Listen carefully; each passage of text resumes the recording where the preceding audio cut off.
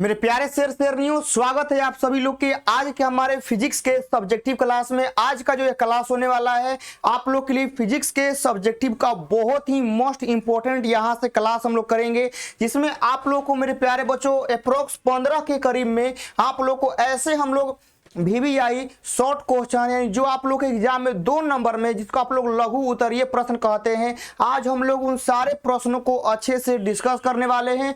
फटाफट आप लोग यहां से इस क्लास को शेयर कर देंगे और आप लोग नए होंगे तो सब्सक्राइब कर लीजिएगा और लाइक तो कर देना है और कमेंट बॉक्स में बताते रहना है कि आप लोगों को सारी चीज आप लोग को अच्छे समझ में आए या नहीं, ठीक है ना। हम यहाँ से पूरा कोशिश करेंगे कि आप लोग को जितना भी आज हम सब्जेक्टिव क्वेश्चन सिखाएंगे आप लोगों को याद करवाएंगे, आप लोग को तुरंत ही आप लोग इसी क्लास में याद हो जाएगा। चलिएगा हम लोग यहां से अपने क्लास को स्टार्ट करते हैं। आप लोग इस क्लास को एक बार जरूर शेयर कर दीजिएगा और फटाफट जो आप लोग सब्जेक्टिव वाला जो कॉपी आप लोग बना रहे हैं जिस पर आप लोग रिवाइज करते हैं, याद करते हैं, जिसमें आप लोग सारा सब्जेक्टिव क्वेश्चन लिखते हैं, आप लोग फटाफट उसको निकाल लीजिए और आप लोग मेरे साथ लिखते रहिए और आप लोग समझते भी रहिए कि हाँ चीजों को कैसे हम लोग याद करेंगे। चलिएगा यहां से हम लोग मेरे प्यारे बच्चों क्या करते हैं कि हम लोग यहां से आगे बढ़ते हैं। देखिएगा ध्यान से, सबसे फर्स्ट क्वेश्चन है, आप लोग यहां से देख सकते हैं कि बाबू लोग प्रतिरोधकता क्या है, इसका SI मात्रक क्या होता है हम लोग को बताना है, ठीक है ना।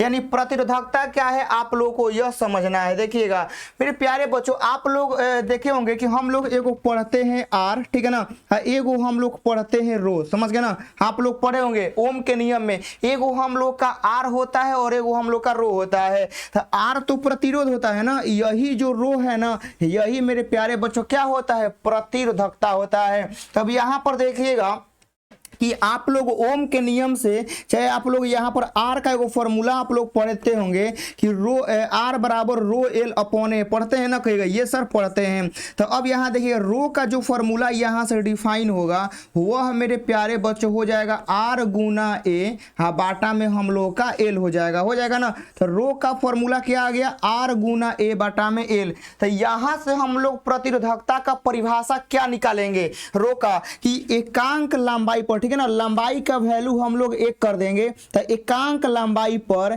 एकांक एरिया पर जो हमारा प्रतिरोध होगा वही प्रतिरोधकता कहलाता है। बोलिए याद हुआ कि नहीं। अभी हम लोग ये सब नहीं पढ़े हैं, अभी हम लोग क्या बोलते हैं फॉर्मूला से परिभाषा डिफाइन कर रहे हैं। देखिएगा एकांक लंबाई और एकांक एरिया पर जो प्रतिरोध होता है वही हमारा क्या कहलाता है, विशिष्ट प्रतिरोध चाहे प्रतिरोधकता कहलाता है। याद हो जाना चाहिए। अब यहां देखिएगा बाबू लोग उत्तर में हम लिखे हैं कि प्रतिरोधकता जो होता है ना, देखिए एकांक लंबाई और एकांक अनुप्रस्थ परिच्छेद क्षेत्रफल वाले चालक के प्रतिरोध को चालक की प्रतिरोधकता कहते हैं। इसका SI मात्रक ओम मीटर होता है। देखिएगा अब हम लोग का मेरे प्यारे बच्चों R है तो इसका मात्रक ओम हो जाएगा, यह एरिया है तो हम लोग का हो जाएगा मीटर स्क्वायर हो जाएगा, नीचे हम लोग का लंबाई है तो हो जाएगा मीटर। तो यह हम लोग का कटेगा तो कितना आ जाएगा बाबू लोग, ओम मीटर। तो इसका मेरे प्यारे बच्चों SI मात्रा कितना हो जाएगा, ओम मीटर। तो पूरा आप लोग का यहाँ पर देख रहे हैं पुर्जा हम लोग कर दिए हैं कि बाबू लोग आप लोग कैसे याद करेंगे। जल्दी से आप लोग इसका स्क्रीनशॉट लेंगे, वरना मेरे प्यारे बच्चों PDF आप लोग को एप्लीकेशन पर मिल जाएगा और नोट्स आप लोग ऐसे ही करेंगे जैसे हम करवाते हैं, ऐसे ही आप लोग क्या करना है, सारे बच्चे लोगों को नोट्स करना है। अब यहाँ देखिएगा हम लोग आगे चलते हैं, यहाँ पर इंग्लिश मीडियम में भी लिखा हुआ है, आप लोग पढ़ेंगे कि जो रजिस्टिविटी है वो क्या है, कि जो मेरे प्यारे बच्चों कंडक्टर है उसमें यूनिट लेंथ आप लोग देख रहे हैं, unit length and unit cross section area, समझ गए ना। यूनिट लेंथ रहेगा और यूनिट क्रॉस सेक्शनल एरिया रहेगा और इसके रहने पर जो हमारा उस कंडक्टर का रेजिस्टेंस रहेगा ना उसी को हम लोग कहते हैं रजिस्टिविटी, समझ गए। और इसका SI मात्रक ओम मीटर होता है। अब इतना तो हो गया ना। अब इतना होने के बाद देखिएगा यहाँ पर कुछ लिखा गया है कि ताप बढ़ने से, ठीक है ना, यहाँ पर देखिएगा ताप बढ़ने से अर्धचालक का प्रतिरोध घटता है। इस कारण से यह ताप बढ़ने से अधिक इलेक्ट्रॉन संयोजी बैंड से चालक बैंड में जाता है, अतः जो इलेक्ट्रॉन होता है वह स्वतंत्र हो जाता है। यानी हम लोग का देखिए बाबू लोग चालक के लिए अर्धचालक के लिए कहानी हमारा अलग अलग होता है, जो कि आप लोगों को ऑब्जेक्टिव में बहुत अच्छे से बता चुके हैं कि चालक में हमारा ताप बढ़ेगा तो हम लोग का टेम्परेचर बढ़ेगा तो प्रतिरोध बढ़ जाएगा, लेकिन अर्धचालक में कहानी ऐसा उल्टा होता है। आप लोगों को सब कुछ हम सिखा चुके हैं ऑब्जेक्टिव क्लास में। अब यहाँ देखिएगा हम लोग आगे चलते हैं। दूसरा का सवाल है बाबू लोग विभव मापी के सिद्धांतों को लिखें। समझ गए ना, बताना है कि जो हम लोग का पोटेंशियोमीटर होता है बाबू लोग ना, पोटेंशियोमीटर, इसका प्रिंसिपल हम लोग को लिखना है, इसका सिद्धांत लिखना है कि किस सिद्धांत पर आधारित होता है। यहाँ देखिए उत्तर में लिखे हैं मुन्ना लोग कि जब एक समान अनुप्रस्थ काट के एक चालक में धारा प्रवाहित हो रही है, समझ गए, मान लीजिए कोनो एगो चालक है ओकरा में धारा प्रवाहित हो रही है, तो इसके किसी भाग पर जो विभव पात्र मतलब जो विभवांतर होता है ना, उस भाग की लंबाई के क्या होता है, समानुपाती होता है। यानी हम लोग का जो विभवांतर होता है ना, वह उसके लंबाई के समानुपाती होता है। यही हमारा पोटेंशियोमीटर का सिद्धांत है, आप लोग इसको याद रखिएगा। समझ गए ना, पोटेंशियोमीटर का सिद्धांत यही होता है। और इस सिद्धांत से हम लोग यह सिद्ध कर सकते हैं बाबू लोग ना कि हमारा V1 बाटा में V2 और यहाँ से हमारा L1 बाटा में L2 हो जाएगा। यही आप लोग का विभव मापी का सिद्धांत हो जाएगा। चलेगा, यहाँ से हम लोग का दो प्रश्न क्लियर हो गया। अब यहाँ से आते हैं तीसरा का नंबर, देखिएगा पोलराइड क्या है, इसके उपयोग को लिखें। बहुत इंपॉर्टेंट है, बहुत आप लोग के लिए VVI है कि पोलराइड क्या है। देखिएगा बोला गया है कि पोलराइड जो है ना बाबू, मान लीजिए अनपोलराइड प्रकाश से पोलराइड प्रकाश प्राप्त करने की युक्ति को मतलब सिस्टम को पोलराइड कहा जाता है। उदाहरण के लिए निकोल प्रिज्म चाहे निकाइल प्रिज्म, लेकिन हम लोग इसको निकोल प्रिज्म ही कहते हैं। और देखिएगा पोलराइड क्या होता है, जैसे आप लोग मतलब ऐसे आप लोग समझ लीजिए ना कि मेरे प्यारे बच्चों रिफाइनिंग करने वाला कोई मशीन, समझ गए ना। जैसे मान लीजिए कि मेरे प्यारे बच्चों हम लोग का क्या होता है, चलनी आप लोग देखें, चलनी क्या करता है कि मान लीजिए कि आप लोग का कोई धान हो गया, चावल हो गया, चाहे गेहूं हो गया, चाहे चना हो गया, चाहे खेसारी मसूरी कुछ भी हो गया, यदि ओकरा में मेरे प्यारे बच्चों कोई हम लोग का भूसी पुआर आ जाता है तो हम लोग चलनी से चालते हैं। तो मेरे प्यारे बच्चों पहले वह क्या था, अशुद्ध था, लेकिन हम लोग चलनी से चाल के हम लोग जो मेन चीज था उसको हम लोग अच्छा बना दिए, ठीक है ना। वही काम यहाँ पर करता है कि जो हमारा अनपोलराइड मतलब जो प्रकाश रहता है ना, मतलब समझिए कि एगो मतलब ग्रुप है लोगों का, समझ ना, एगो लोगों का ग्रुप है जिसमें साधु मतलब बेईमान और सच्चे इंसान संगे संगे घूम रहे हैं। तो अब यहाँ पर एगो ऐसा सिस्टम लाया जाएगा ना कि मतलब बेईमान को अलग कर देगा, चोर को अलग कर देगा। वही सिस्टम आप लोग का पोलराइड आप लोग कह सकते हैं, ठीक है ना। मतलब अनपोलराइड प्रकाश रहेगा, उसमें ऐसा सिस्टम हम लगाएंगे, ठीक है ना, ऐसा प्रोसेस कि अनपोलराइड प्रकाश को क्या करेगा, पोलराइड में बदल देगा। चाहे उससे मेरे प्यारे बच्चों उसको बहुत अच्छे से रिफाइनिंग करके, ठीक है ना, बहुत अच्छे से उसको मतलब जो भी होगा उसको पोलराइड प्रकाश में चेंज कर देगा। तो इसी को हम लोग सिस्टम को बोलते हैं पोलराइड, समझ गए ना। उदाहरण के लिए आप लोग निकोल प्रिज्म आप लोग ले सकते हैं। उपयोग देखिएगा पोलराइड प्रकाश प्राप्त करने में, समझ गए ना, यह हम लोग का उपयोग हो गया। अब यहां से देखिएगा हम लोग आगे बढ़ते हैं। देखिएगा अगला प्रश्न आता है, दुनिया का सबसे आसान सवाल है। बोला गया है कूलम्ब के नियम की सीमाएं क्या है, बताना है कूलम्ब के नियम की सीमाएं क्या है। तो कूलम्ब के नियम की सीमाएं यहाँ तो दो गो लाए हैं, लेकिन आप लोग को इसके पहले हम 5-6 करा दें। जैसे हम अभी भी बता देते हैं कूलम्ब का नियम हम लोग क्यों लगाते हैं, स्थिर आवेश के लिए लगाते हैं ना। आवेश गतिमान नहीं होना चाहिए, आवेश हमारा स्थिर होना चाहिए। ओकर बाद एगो पॉइंट मतलब एगो बिंदु आवेश के लिए हमारा लगना चाहिए। दोनों आवेश के जो बीच का दूरी होता है वो 10 के पावर -15 मीटर से कम नहीं होना चाहिए। ये आप लोगों को ध्यान में रखना है। यहां से हम लोग का कूलम्ब नियम का मुख्य सीमाएं हो गया कि यह सिर्फ मेरे प्यारे बच्चों बिंदु आवेश के लिए मान्य है और यह एगो स्थिर आवेश के लिए लगता है। कूलम्ब नियम याद रखिएगा कि स्थिर आवेश के लिए लगेगा और मेरे प्यारे बच्चों को बिंदु आवेश के लिए ही मान्य है। अब यहाँ आगे चलते हैं। देखिएगा 5वां नंबर है कि विद्युतीय क्षेत्र के लिए अध्यारोपण सिद्धांत को लिखिए। देखिए अध्यारोपण सिद्धांत क्या होता है, जैसे देखिए गांव में जब चोरी उरी होता है, यदि वह पकड़ा जाता है, ठीक है ना, यदि वह पकड़ा जाता है तो गाँव का जितना भी लोग रहेगा ना पहले बांधेगा, ठीक है ना, रस्सी में बांध के कहीं पेड़ उड़ में, ठीक है ना, कहीं बांधेगा बांधेगा, बांध के सब मारेगा, ठीक है ना, मतलब लड़का, मतलब जवान बूढ़ सब मारेगा, पटक पटक के मारेगा। मतलब देखिए सब अपना बल दिखाता है किसी एक पर, समझ गए ना, किसी एक पर। यही आपका हो गया अध्यारोपण सिद्धांत, समझ गए ना, मतलब किसी एक आवेश पर, ठीक है ना, सब आवेश अपन बल दिखाएगा, समझ गए ना, यही होता है अध्यारोपण सिद्धांत। सिंपल सा बात है।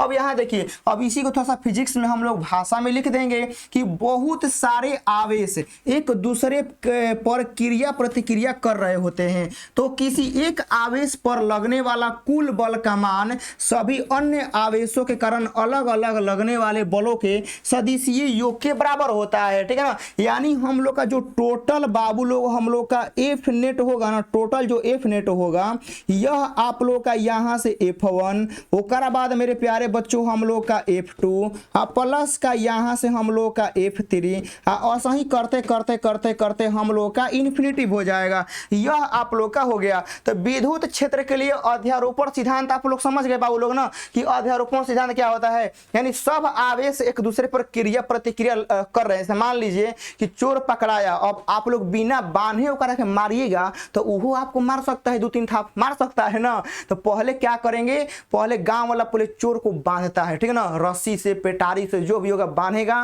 बांध के दम तक कुटाई करता है, यानी सब अपना बल उस पर दिखाता है और वह चुपचाप सबका बल सहन करता है। अच्छा तू हमारा के 4 फैट मर ले बाबे, तू हमारा के 2 लात मर ले, मतलब सबका बल जो है वह सहन करता है। यही हम लोग का अध्यारोपण सिद्धांत होता है। यह आप लोग समझ गए होंगे। अब यहाँ से आगे चलते हैं, देखिएगा 6 नंबर है कि परावैद्युत शक्ति और आपेक्षिक परावैद्युतांक को परिभाषित करें। अब यहाँ क्या कहा गया, परावैद्युत शक्ति को सबसे पहले हम लोग समझ लेते हैं कि विद्युत क्षेत्र का वह महत्तम मान जिसका प्रयोग परावैद्युत पदार्थ पर करने पर उसका विद्युतीय विनष्टीकरण नहीं होता है, उसे परावैद्युत शक्ति कहते हैं। परावैद्युत शक्ति के कहने का मतलब है कि विद्युत क्षेत्र का इतना सबसे हाईएस्ट मान, चरम मान, कि खत्म होने से बच गया। समझ गया ना, क्या हो गया, खत्म होने से बच गया, वही हमारा परावैद्युत शक्ति होता है। सब परावैद्युत शक्ति का मतलब क्या होता है कि जो पदार्थ होता है उसका सबसे मैक्सिमम पावर। जैसे हम यहाँ पर बोलेंगे कि बाबू लोग हमको 50 किलो उठाने का हमारा शक्ति है, समझ गए ना, क्या है 50 किलो, यानी हम लोग मैक्सिमम जो शक्ति होगा वो हम 50 किलो बोलेंगे ना, हम थोड़े में बोलेंगे हमारा शक्ति 10 किलो उठाने का है। कोई किसी का शक्ति पूछता है तो सबसे अपना मैक्सिमम बताता है, ठीक है ना, कि हाँ मेरा इतना उठाने का क्षमता है, हम इतना उठा सकते हैं। वही यहाँ पर परावैद्युत पदार्थ है, यह कितना विद्युत क्षेत्र सहन कर सकता है, उतना सहन करने के बाद भी यह अपना जो परावैद्युत पदार्थ है वह अपना गुण नहीं खोएगा। तो इसी पदार्थ को हम लोग बोलते हैं परावैद्युत शक्ति। समझ गए ना, जब उससे ज्यादा देंगे तो वह खत्म हो जाएगा, तो फिर वह उसके लिए शक्ति थोड़े हो जाएगा, वो तो हार गया ना, वह खत्म हो गया, तो वह नहीं होगा। वह अधिकतम मान जिस पर वह अभी भी अपना शक्ति शो करेगा, अपना गुण शो करेगा, उसी को हम लोग बोलते हैं परावैद्युत शक्ति। आप लोग को यहाँ से याद हो गया, पूरा PDF आप लोग को एप्लीकेशन पर मिल जाएगा। अब यहाँ देखिएगा बाबू लोग 7वां नंबर है, आप लोग देखिएगा कि आपेक्षिक परावैद्युतांक क्या होता है। 2 बिंदु आवेशों के बीच लगने वाला जो बल होता है, निर्वात में विद्युतीय बल तथा माध्यम में विद्युतीय बल के अनुपात को आपेक्षिक परावैद्युतांक कहते हैं, ठीक है ना। जैसे आप लोग देखिएगा कि निर्वात में लगने वाला बल तथा माध्यम में लगने वाले बल के अनुपात को क्या कहते हैं, आपेक्षिक परावैद्युतांक कहते हैं। सुनिए, आप लोग एगो खाली रोड पे दौड़ रहे हैं, ठीक है ना, आप लोग एगो खाली रोड पे दौड़ रहे हैं, यहाँ पर लिख देते हैं कि आप लोग एकदम खाली एकदम चिकन रोड पे आप लोग दौड़ रहे हैं, मान लेते हैं कि 40, ठीक है ना, मीटर पर सेकेंड, ठीक है ना, मान लेते हैं, ठीक है ना, माने के तो हम कुछ मान सकते हैं, मान लेते हैं कि खाली रोड पर आप लोग 40 मीटर पर सेकंड के वेग से आप लोग दौड़ रहे हैं। और वही आपको कहेंगे बाबू लोग अब रोड पे नहीं दौड़ना है, आप लोग को पानी में अब क्या करना है, दौड़ लगाना है पानी में। तो क्या पानी में आप लोग इतने स्पीड से दौड़िएगा, कहिएगा ना सर पानी में तो हम लोग इतना स्पीड से नहीं दौड़ेंगे, पानी में हम लोग का कम हो जाएगा, 10 मीटर पर सेकेंड हो जाएगा। तो एगो खाली रोड पे आप लोग दौड़ रहे हैं, एगो पानी में दौड़ रहे हैं, तो दोनों का जो हमारा आप लोग का दोनों का जो चाल है, इसी का रेशियो, ठीक है ना, हमारा होता है आपेक्षिक परावैद्युतांक। अब एक के कॉपी पेस्ट करना है फिजिक्स के हिसाब से।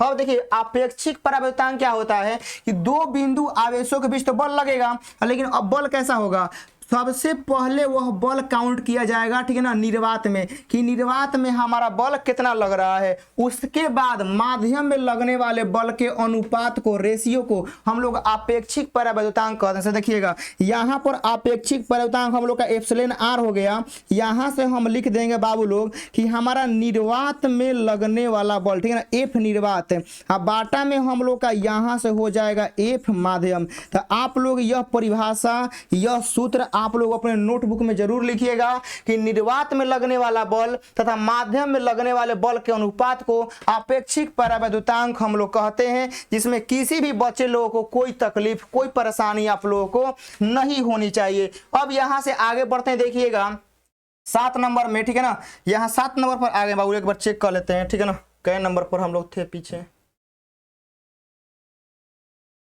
हाँ चलिए 6 नंबर हो गया था, 7 नंबर पर हम लोग आ गए हैं। अब यहाँ देखिए बोला गया है कि वो 12 ओम का प्रतिरोध है, इसको खींचकर हम लोग दुगुना कर देते हैं तो नया प्रतिरोध क्या होगा। यदि ऐसा सवाल एग्जाम में आ जाएगा बाबू लोग ना, तो आपका फिजिक्स में 95+ आने से कोई रोक ही नहीं सकता है, समझ गए ना। मतलब ऐसा सवाल मेरे प्यारे बच्चों आ रहा है ना, और यह आपको बोर्ड एग्जाम में आया हुआ प्रश्न है। देखिएगा हम सबसे पहले देखिए क्वेश्चन बनाने से पहले क्वेश्चन में जो डाटा दिया होता है ना, सबसे पहले वो लिखते हैं, ठीक है ना। चाहे आप लोग खाना उन्हें बनाते होंगे तो आप लोग एक ही बार हाथ नहीं लगाते होंगे, पहले जो चीज बनाना होता है सबसे पहले सब मटेरियल आप लोग जुटाते हैं, समझ गए ना। मालूम चला कि सब्जी बन रहा है, नीमक नहीं है, तो फिर दिक्कत हो जाएगा ना। खाना बनाने से पहले सब चीज को क्या करते हैं, जुटाते हैं। उसी प्रकार से क्वेश्चन को बनाने से पहले सारा डाटा हम लोग लिखेंगे और तब देखेंगे हमको क्या चाहिए, क्या लगाना है, समझ गए ना। यह नियम होता है बनाने का।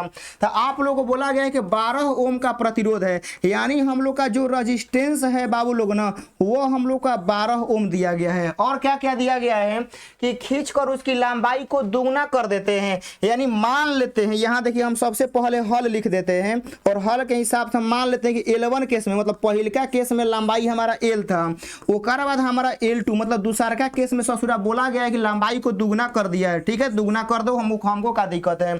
यहाँ बोला गया तब नया प्रतिरोध क्या होगा, यानी देखिएगा कि हम लोग का R1, मतलब फर्स्ट केस में प्रतिरोध हमारा R था, समझ गए ना। अब R2 वाला हम लोग को निकालना है कि कितना होगा, समझ गए ना। R1 दिया है, R2 निकालना है। तो अब आप लोगों को हम यहां से मुन्ना लोग कंसेप्ट सिखाए थे और कमेंट बॉक्स में आंसर दौड़ना चाहिए, समझ गए ना, कि आंसर क्या आप लोग देंगे। देखिएगा यहां पर बाबू लोग R2 बाटा में जो R1 होता है ना, वह आप लोगों का L2 बाटा में L1 का होल स्क्वायर होता है। यह हमारा कंसेप्ट होता है निकालने का। अब देखिए R2 के जगह पे हम R2 लिख देते हैं, यह R1 है, तो R1 के जगह पे R है ना, और R का वैल्यू कितना है, 12 ओम है, तो हम यहाँ पर 12 लिख देते हैं। यहाँ पर L2 है ना, तो L2 क्या हो गया है, डबल हो गया है, तो यहाँ पर 2L लिख देते हैं। L1 हम लोग का L है और यहाँ पर हम लोग का स्क्वायर हो गया, L से L हम लोग का खत्म हो गया। तो अब आप लोग यहाँ पर देखिएगा कि हम लोग का R2 बाटा में 12 हो गया, कहिएगा ये सर, और यहाँ पर देखिएगा 2 का स्क्वायर कर देंगे 4 हो जाएगा। तो यहाँ पर R2 बराबर देखिए, जब यह 12 4 में गुना होगा तो हम लोग का 48 ओम राइट आंसर हो जाएगा, ठीक है ना। तो R2 का जो वैल्यू होगा वह 48 ओम हमारा हो जाएगा। ऐसे आप लोगों को बनाना है सिंपल तरीका से। आगे बढ़ते हैं, देखिएगा 8वां नंबर बोला गया शैथिल्य प्रास क्या है, इसकी सहायता से धारणशीलता और निग्राहिता को समझाइए। देखिए समझाते हैं क्या होता है। शैथिल्य प्रास को सबसे पहले समझ लेते हैं। चुंबकन तीव्रता का चुंबकन क्षेत्र का पीछे छूट जाने की प्रक्रिया शैथिल्य कहलाता है, ठीक है ना। जैसे आप लोग जॉब का तैयारी करते होंगे, चाहे आप लोग दौड़ते हैं, तो दौड़ने के केस में क्या होता है, कोई संघातिया आपका पीछे छूट जाता है, समझ गए ना। कोई संघातिया क्या होता है, पीछे छूट जाता है और उसका मान लीजिए वो उसका सिलेक्शन नहीं हो पाता है, समझ गए ना। यानी वह दौड़ में आपसे थोड़ा सा पीछे रह गया, मतलब वो पीछे आपसे छूट गया, यही हमारा शैथिल्य होता है, पीछे छूट जाना, समझ गए ना।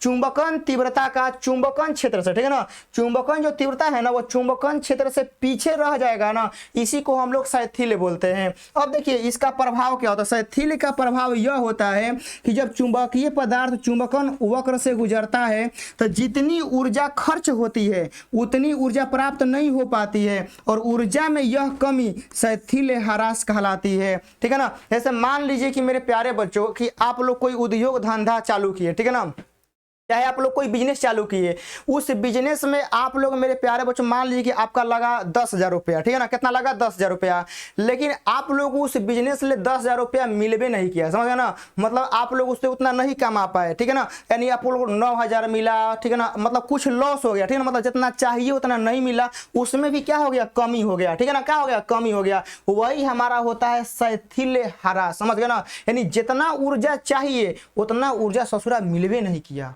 समझ गए ना, जितना ऊर्जा उसका आवश्यकता था उतना ऊर्जा मिलवे नहीं किया, मतलब कुछ कमी रह गया, और यही कमी हमारा कहलाता है शैथिल्य ह्रास। अब यहाँ देखिए आगे लिखा गया है कि यह ऊर्जा पदार्थ में ऊष्मा के रूप में प्रकट होती है, पदार्थ के प्रति एकांक आयतन तथा प्रति चक्कर के लिए शैथिल्य ह्रास होता है वह शैथिल्य वक्र के क्षेत्रफल के बराबर होता है। यह आप लोग का ग्राफ का बात यहाँ पर समझाया गया है।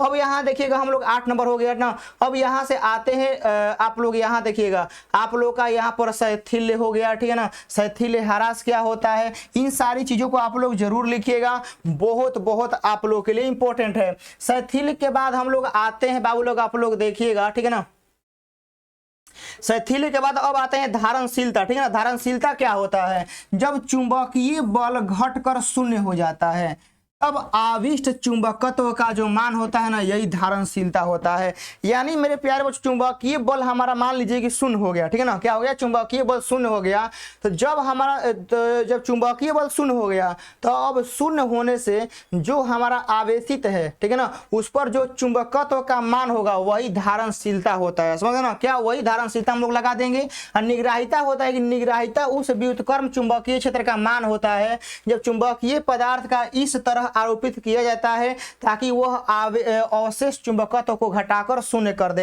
यानी सिंपल तरीका से आप लोग समझ सकते हैं कि यह जो निग्राहिता होता है ना बाबू, यह हम लोग का चुंबकीय क्षेत्र का व्युत्क्रम होता है, समझ क्या होता है, व्युत्क्रम मतलब उल्टा, मतलब हम लोग का यह ऊपर रहेगा तो वह नीचे रहेगा, व्युत्क्रम का मतलब होता है कि वो छत पे तो वो नीचे, उस तरह बताया गया है। अब यहाँ से हम लोग आगे चलते हैं मेरे प्यारे बच्चों, 9 नंबर सवाल है, आप लोग देखिएगा, बोला गया है कि एक लंबे सीधे तार से 5 एम्पीयर की धारा प्रवाहित हो रही है, 10 सेंटीमीटर की दूरी पर बीच क्षेत्र की गणना करना है। तो अब यह आप लोग का मैग्नेट का सवाल है और यहां से आप लोगों को इसका फॉर्मूला याद होना चाहिए। बी बराबर देखिए फॉर्मूला होता है कि हमारा म्यू नॉट आई बाटा में मेरे प्यारे बच्चों यहां पर देखिए 4 पाई होता है, ठीक है ना, म्यू नॉट बटा में 4 पाई इनटू का देखिएगा हम यहां पर लिख देते हैं, यहां पर हमारा हो गया म्यू नॉट बटा में 4 पाई और यहां पर हमारा आई बाटा में 2r हम लोगों का हो जाएगा, ठीक है ना, यह हम लोग का फॉर्मूला होता है। तो अब देखिएगा म्यू नॉट बटा में 4 पाई का वैल्यू हम लोग को मालूम है कि 10 के पावर -7 होता है।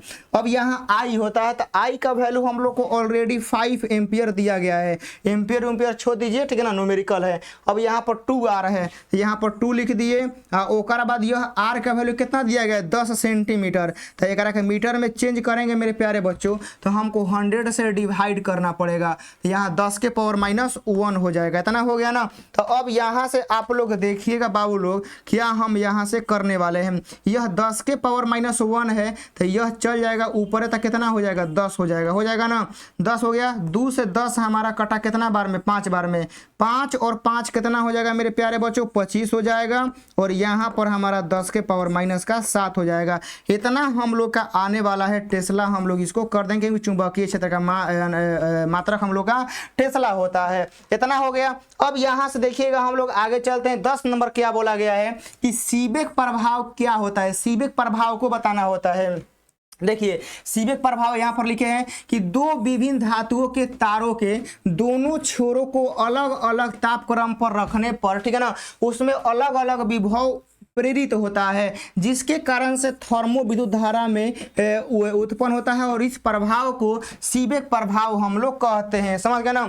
जैसे कहने का अर्थ है ना, जैसे हमारा 2 गो हाथ है, ठीक है, 2 गो हाथ है, एगो मान लीजिए हम गर्म पानी में रख दिए और एगो ठंडा पानी में रख दिए, समझ गए ना, मतलब हाथ तो मेरा ही है, समझ गए ना, लेकिन एगो गर्म पानी में रख दिए एगो ठंडा पानी में रख दिए, उसके बाद मेरे अंदर अलग ही प्रकार के फीलिंग होगा। एक तरह से हमको ठंडा लगेगा, एक तरह से गर्म लगेगा, ठीक है ना, फीलिंग मेरा अलग हो जाएगा। अब वही यहाँ बोला गया है कि दो विभिन्न धातुओं का जो तार रहता है ना, इसके दोनों छोरों को हम लोग अलग अलग क्या करेंगे, ताप गरम पर रखेंगे, और रखने से क्या होगा ना, उसमें कुछ विभव जो होगा ना वो प्रेरित होगा, और यही कारण से जो उसमें विद्युत धारा उत्पन्न होगा ना, इसी को हम लोग सीबेक धारा कहते हैं, ठीक है, चाहे सीबेक प्रभाव कहते हैं, और इसमें जो धारा उत्पन्न होता है उसे हम लोग सीबेक धारा कहते हैं। यह हम लोग का हो गया। अब देखिएगा 11 नंबर आ गया कि बोला गया निम्नलिखित में से व्याख्या करें कि www फैक्स को हम लोग परिभाषित करें। जैसे आप लोग गूगल चलाते होंगे, ठीक है ना, आप लोग इंटरनेट चलाते होंगे, तो पहले हम लोग क्या करते थे ना कि अभी तो सर्च करने में आसानी से आ जाता है, लेकिन पहले क्या होता था ना कि हम लोग को पूरा लिखना पड़ता था, www, ठीक है ना, ऐसे लिखना पड़ता था। तो यह www क्या है ना कि इंटरनेट का, दुनिया का आप लोग वेब एड्रेस कह सकते हैं, ठीक है ना, क्या कह सकते हैं, वेब एड्रेस है। यानी www का फॉर्म होता है कि वर्ल्ड वाइड वेब, समझ गए ना, वर्ल्ड वाइड वेब होता है।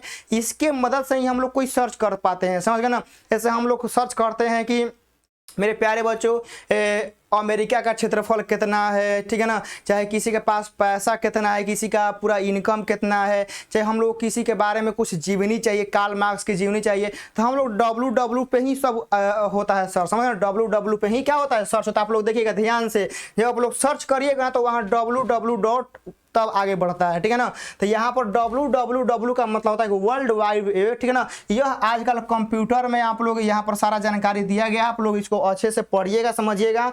बस www का मतलब आप लोग इतना समझिए कि इंटरनेट की दुनिया का, ठीक है ना, यह एक वेब एड्रेस है जहाँ से सभी जानकारियाँ हम लोग के पास पहुँचती है, समझ गए ना। यह www का मतलब होता है। अब फैक्स का मतलब होता है ना कि फैक्सीमाइल होता है, ठीक है ना। यह फैक्स का मतलब फैक्सीमाइल उसको कहते हैं ना टू कॉपी। जैसे आप लोग जाते हैं दुकान पर, आप लोग अपना सर्टिफिकेट लेके जाते हैं कि भैया 2 कॉपी करना है, 2 कॉपी कर दीजिए। तो देखिएगा 2 कॉपी भी 2 तरह का होता है, एगो रंगीन एगो सादा। तो 2 कॉपी में क्या करता है कि जैसा आपका सर्टिफिकेट है वैसा भी सर्टिफिकेट आपका निकाल सकता है, वही होता है फैक्सीमाइल, समझ गए ना। मतलब कि एक ही के जैसा प्रतिकृति, मतलब कॉपी निकालना, समझ गए ना। मतलब एक चीज है और उसी के जैसा अनेक कॉपी निकाल देना, यही होता है फैक्स। और फैक्स छोटा फॉर्म है, पूरा नाम है फैक्सीमाइल, ठीक है ना। 2 कॉपी जो ना आप लोग कहते हैं, ठीक है ना, 2 कॉपी, जेरोक्स, ये सब आप लोग नाम से बुलाते हैं। अब यहाँ देखिएगा हम लोग आगे चलते हैं, वही लिखा है, देखिए फैक्सीमाइल किसी लिखित दस्तावेज या पत्र का इलेक्ट्रॉनिक सिग्नल उत्पन्न करने के लिए क्रमविक्षण या स्कैनिंग करना, फिर यह सिग्नल किसी अन्य स्थान पर स्थित एक दूसरे फैक्स मशीन पर टेलीफोन की भांति भेजते हैं, और जब सिग्नल दूसरे फैक्स मशीन पर पहुंचते हैं तो वह मशीन प्राप्त सिग्नलों को मूल लिखित दस्तावेज या पत्र की प्रतिकृति में बदलता है, मतलब उसका जस्ट कॉपी निकाल देगा, समझ गए ना। यह हम लोग का यहाँ पर हो गया। अब यहाँ से आगे बढ़ते देखिएगा आवर्धन और आवर्धन क्षमता क्या होता है।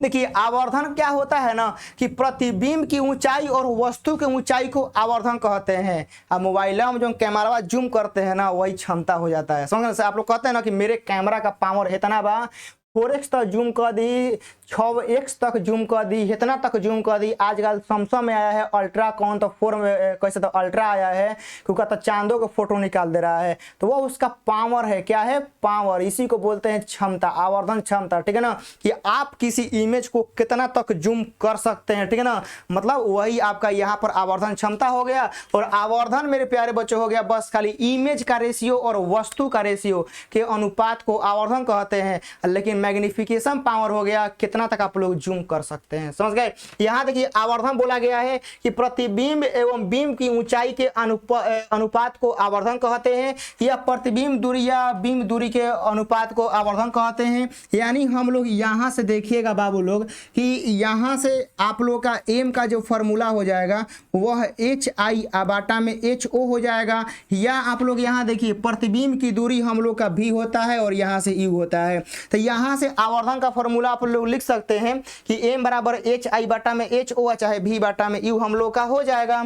यहाँ हो गया ना। अब आते हैं थोड़ा सा मैग्निफिकेशन पावर पर देख लेते हैं। किसी प्रकाशिक यंत्र की वह क्षमता जिसके मदद से वह बिंब दूरी या हम लोग का बिंदु की साइज के प्रतिबिंब के रूप में बड़ा कर प्रदर्शित करता है, उसके आवर्धन क्षमता कहलाता है, ठीक है ना। यानी आप लोग कोई चीज देख रहे हैं, ध्यान से नहीं दिख रहा है, आप लोग जूम करते हैं तो भाई और और जूम करो और जूम करो, ठीक है ना।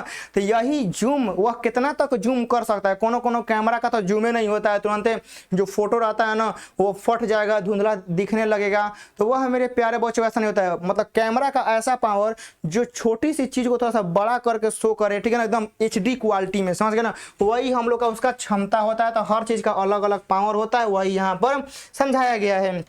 अब यहां देखिएगा 13 नंबर देखिएगा, बोला गया धारिता को परिभाषित करिए। धारिता और इसका SI मात्रक लिखिए। धारिता बोला गया है किसी संधारित्र पर आवेश तथा उसके दो प्लेटों के बीच जो विभवांतर होता है ना, इसी के अनुपात को धारिता कहते हैं। यानी आप लोग लिख सकते हैं C बराबर Q बटा V। यानी धारिता पर दिया गया टोटल आवेश और टोटल विभवांतर के रेशियो को क्या कहते हैं, धारिता कहते हैं। C कैपेसिटर हम लोग कहते हैं। C बराबर Q बटा V हो गया। मात्रक के लिए देखिए आवेश का मात्रक हो गया कूलम, अब वोल्ट का हो गया V, लेकिन बाटा में ऊपर जाएगा तो यहाँ पर इन्वर्स हम लोग का लग गया। तो यहाँ पर आप लोग का धारिता का हो गया ना, किसी संधारित्र को आवेश तथा उसके प्लेटों के बीच विभवांतर के अनुपात को, रेशियो को हम लोग क्या कहते हैं, कैपेसिटर हम लोग कहते हैं। यहां से हो गया, चलेगा। तो आज के प्रश्न में हम लोग यहाँ से 13 VVI प्रश्न किए हैं, जो आप लोग के लिए एकदम बहुत ही ज्यादा VVI है। आप लोग इसको जरूर नोट करिएगा, अगला सेशन जरूर आएगा, ठीक है ना। आप लोग बस ऐसे ही तैयारी करते रहिएगा ताकि कोई दिक्कत परेशानी ना हो। और यहाँ से आप लोगों को सारे सब्जेक्टिव क्वेश्चन हम यहाँ से करा देंगे और आप लोग अच्छे से इसको रिवाइज करिएगा। और हाँ, राइटिंग पर थोड़ा सा ध्यान जरूर दीजिएगा क्योंकि उसका भी बहुत महत्व रहता है।